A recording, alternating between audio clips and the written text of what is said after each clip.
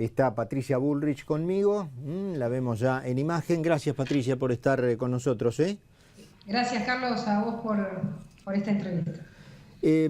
Patricia, bueno, no hablamos ni siquiera por radio después de lo que fueron las elecciones del 27 de octubre y 48 horas después el fallo de la Corte que le dio la constitucionalidad a la ley de medios, así que arrancaría por allí pidiéndote una apreciación sobre cómo crees que va a ser, digamos, a partir de aquí la política argentina con una aparente victoria de la oposición, aunque el gobierno dice que ganó él, y con una decisión judicial que obviamente ha respaldado mucho una posición que para el gobierno era, crucial, como su cruzada contra el medio Clarín, o el multimedios Clarín. Bueno, me parece que lo más importante es poner cada cosa en su justo lugar, ¿no? Creo que el triunfo en las elecciones de una mirada distinta a la del gobierno, tanto en Capital Federal como en Provincia de Buenos Aires, quizás un poco más cercana, pero digamos fue también una fuerte derrota del gobierno, como en prácticamente todo el país, muestran un equilibrio de fuerzas y una voluntad de la ciudadanía de ponerle un coto al vamos por todo, ¿no? Hay que pensar que desde que asumió la presidenta su segundo mandato, fueron una sucesión de hechos realmente cada vez más extremos o cada vez más brutales en el avance sobre las libertades de las personas, las libertades en la prensa, la restricción con el cepo, el intento de control de precios, la mentira de la inflación.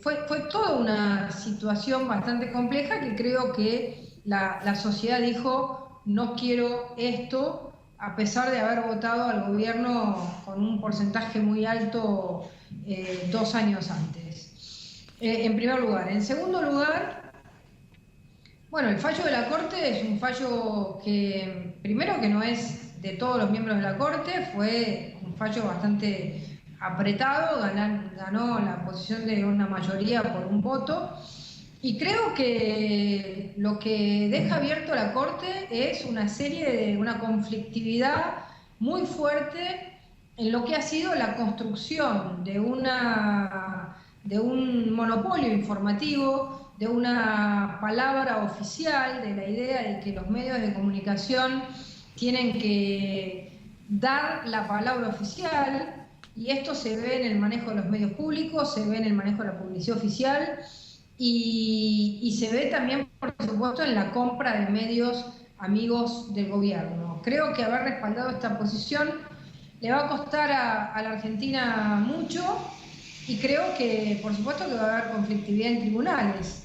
Lamento el fallo de la Corte, sabemos que la Corte en nuestro país da la última palabra, pero la Corte dice cosas en abstracto que en concreto no se cumplen. Eso fue la razón por la que nosotros presentamos un escrito que no nos fue aceptado, pero van a ver que tarde o temprano la Corte va a tener que aceptar que en la práctica la ley no apunta a la democratización de los medios ni a la democratización de la palabra, sino a la concentración cada vez más importante de los medios y de la palabra en el gobierno nacional. Patricia, hace 40 minutos menos, el vocero presidencial Alfredo Pochimarro dio a conocer el último estado de salud de la Presidente, y allí decía que, está dispuesta a un regreso a sus actividades formales, no normales, sino formales.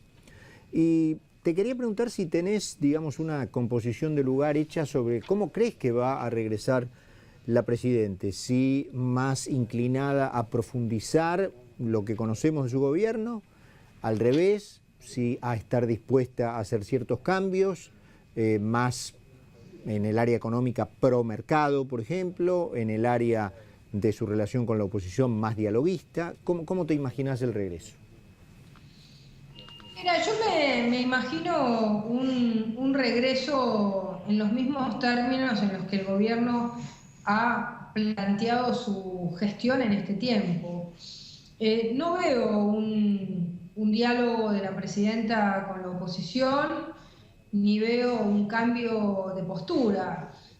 Basta ver lo que está pasando en Venezuela para analizar qué pasa cuando se intenta llevar a la máxima expresión un modelo, ¿no? Hoy el ejército cuidando de electrodomésticos en los almacenes bolivarianos. La verdad que espero que no lleguemos a esa situación, pero creo que el gobierno, por sus voceros, niega la inflación, el gobierno niega la derrota, el gobierno intenta nuevamente aumentos de impuestos, el gobierno no se hace cargo de los problemas que tenemos con el transporte y habla como si nada, sigue con la publicidad como si nada. Entonces, en los hechos que han sucedido en este mes, desde la campaña electoral, o en estos 20 días de la campaña electoral,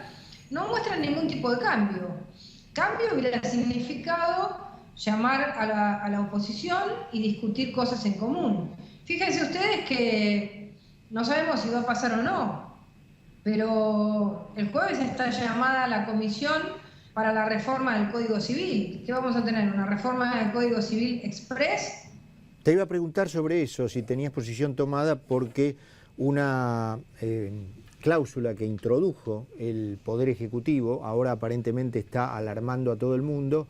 Yo me pregunto cuál es el asombro, ¿no es cierto? Se trata de aquella que suprime la responsabilidad civil del Estado, es decir, el Estado puede con sus decisiones cometer o producir daños y los particulares no vamos a tener derecho a reclamar una indemnización vía civil. ¿Tenés posición tomada respecto de eso? Sí, bueno, nosotros lo venimos planteando desde el primer momento. Cuando salió el proyecto de Código Civil, dijimos, esto es una barbaridad. Esto es plantear digamos, es el modelo estalinista del Estado. El Estado está por arriba de todos y el Estado está por encima de los ciudadanos y está por encima de los derechos de cada individuo. Es una mirada realmente terrible y esto se completa con el proyecto que luego presentó el Ejecutivo, que fue que no se pueden presentar medidas cautelares contra el Estado, ¿no? Sí, eso es como un todo, ¿no? ¿Cómo? Es como un todo, ¿no es cierto? Es como un todo coherente. El Estado es el representante de todos, es un todo orgánico, ¿no? Es el que al representar a todos, ningún ciudadano tiene derechos. Los derechos de los ciudadanos se anulan frente al Estado. Es una mirada terriblemente estalinista, fascista, terrible. Y en el Código Civil está expresada desde el primer momento. Nosotros en el primer documento ya lo sacamos porque hay algunas cosas del Código Civil que son modernas, que están muy bien, pero adentro, como en todos los proyectos kirchneristas, está la bomba. Está la bomba, que es la que efectivamente muestra cuál es la verdadera esencia del modelo que pregonan. Patricia, y eso es terriblemente peligroso. Patricia, en ese sentido, ¿vos crees que el nuevo Congreso, porque aparentemente el Poder Ejecutivo está bastante apurado en obtener un dictamen del Congreso para la reforma y unificación de los códigos civil y comercial rápido, antes del 10 de diciembre, ¿crees que esto se pueda dilatar y que el nuevo Congreso, con otra composición, pueda tener una palabra allí o que va a salir más o menos express? Mira, hay que ver cómo está el bloque oficialista, ¿no?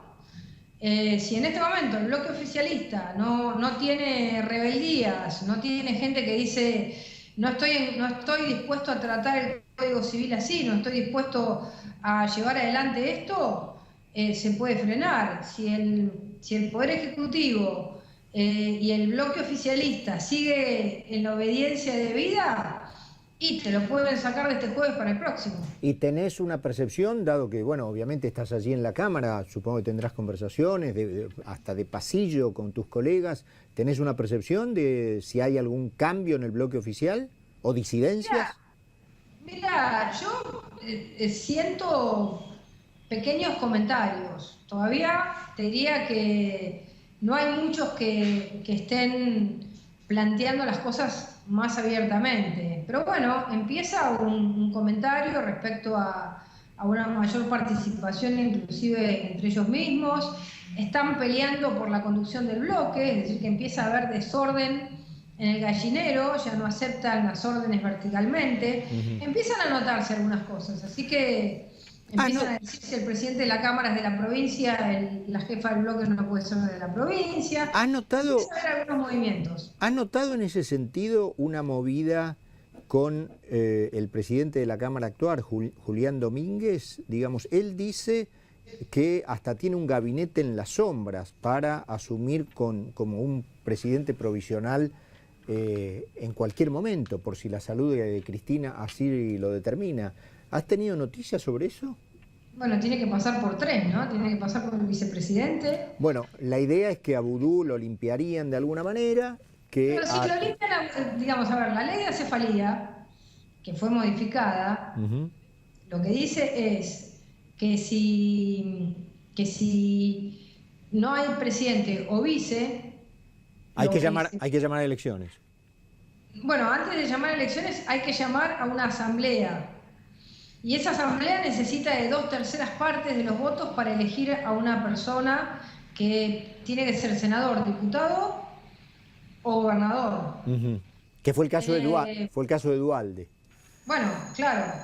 Pero, a ver, nosotros, por lo menos lo digo por mí y por quienes de alguna manera somos una oposición clara, nosotros no le vamos a dar una mayoría a un, digamos, porque el mismo gobierno quiere armar una crisis institucional. Acá las cosas hay que hacerlas correctamente, porque cada vez que la Argentina ha tenido este tipo de crisis, termina perdiendo la gente. Pero independientemente de la posición de ustedes, ¿hay un pasillaje de esto en el Congreso? ¿De esta idea de Domínguez, de su gabinete en las sombras? Yo no lo escuché, lo que sí sé es que Domínguez tiene, digamos, ambición de ser gobernador de la provincia de Buenos Aires, pero no escuché que tiene un gabinete en las sombras, que está esperando asumir, eso no lo escuché. Te hago una última, Patricia. No sé si tenés opinión, en ese caso te la pido, sobre este caso raro, ¿no es cierto?, de Jaime Durán Barba, siendo título de una revista, la revista Noticias. Hitler es un tipo, o era un tipo espectacular. ¿Por qué crees que le pasó a este hombre? Me parece que, digamos, en los cientistas políticos o los sociólogos muchas veces intentamos, yo soy politóloga, trabajar en política comparada, y creo que cuando uno tiene un lenguaje político tiene que tener mucho cuidado, y creo que intentó plantear algo que es que el hecho de ser elegido no significa no ser un dictador, y me parece que lo dijo de una manera tan brutalmente equivocada que terminaba banalizando la Shoah, poniendo a Hitler en un lugar cuyo, digamos, la palabra espectacular uno podría decir es un genio del mal, ¿no? La genialidad del mal, podría plantear cosas claras, pero me parece que termina embarrándose en un debate cuando vos, si has leído muchos artículos de Durán Barba, te das cuenta que es anti-Hitler, anti-Stalin, anti-autoritarismos, pero evidentemente acá embarró la cancha mal. Patricia, como siempre te agradecemos muchísimo estos minutos que nos das aquí en Infobae, te mandamos un beso y gracias por estar con nosotros. No, muchas gracias a ustedes.